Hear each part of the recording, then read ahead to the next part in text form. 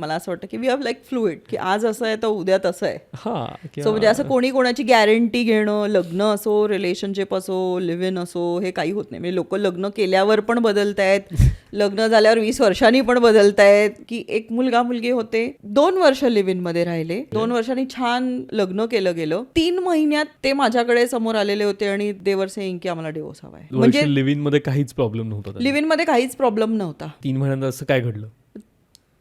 काहीच कळलं नाही. The girl is already seeing other guy. Okay.